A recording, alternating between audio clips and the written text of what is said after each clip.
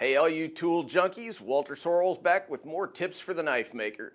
Today, making one of my all-time favorite tools, a Japanese scabbard chisel.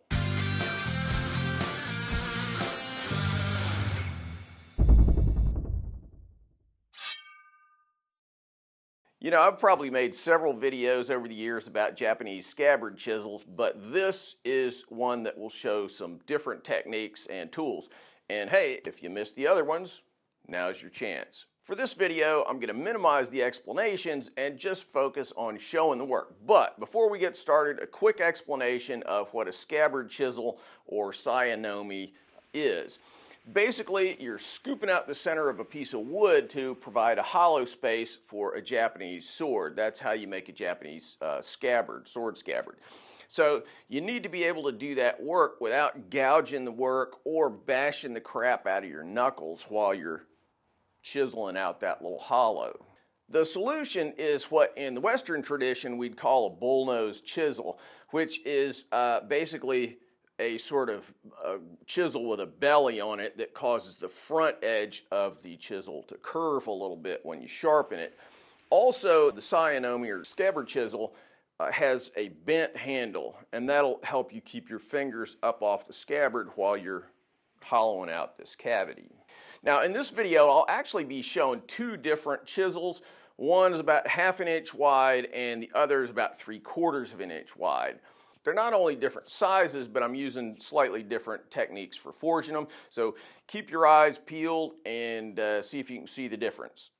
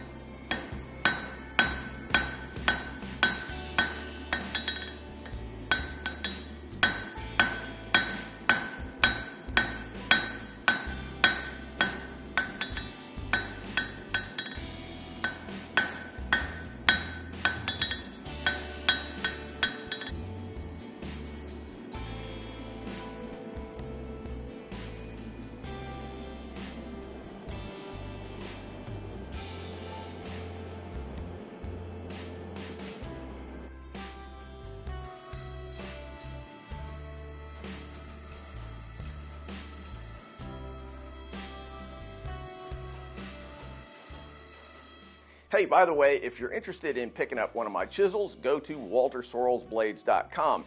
I use them to make scabbards for my own Japanese style swords, and that's kind of the obvious use for them.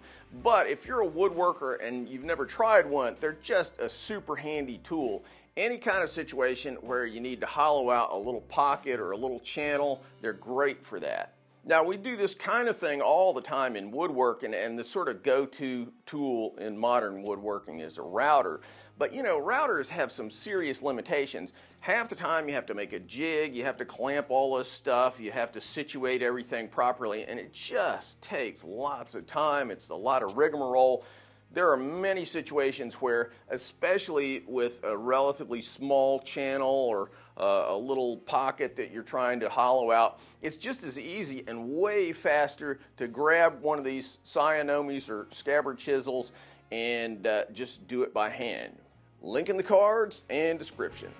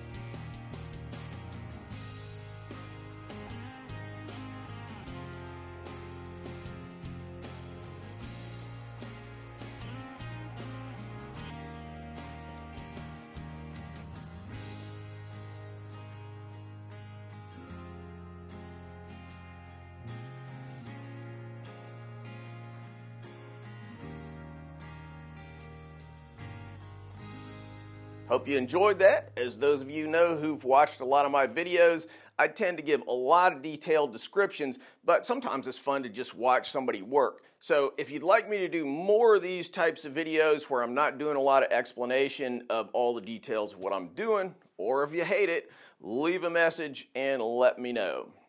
All right, guys, thanks for watching, and keep on making those knives or swords or doing woodworking, whatever it is you do, keep on doing it. Thanks for watching, guys. If you like what we're doing here, please subscribe and make sure that you click on that bell so you get notified of all the latest videos. Want to buy a knife from me? Check out my modern blades at tacticsarmory.com. Digging the channel? You can support our video making efforts on Patreon. You know, I've been banging away on these videos for like 10 years, so I hope you'll show some love for all that hard work. Link in the cards and descriptions. Finally, if you're interested in making Japanese swords, check out my full line of Japanese sword videos where I show how to forge Japanese swords as well as how to polish them and how to make fittings, handles, and scabbards. WalterSorrellsBlades.com.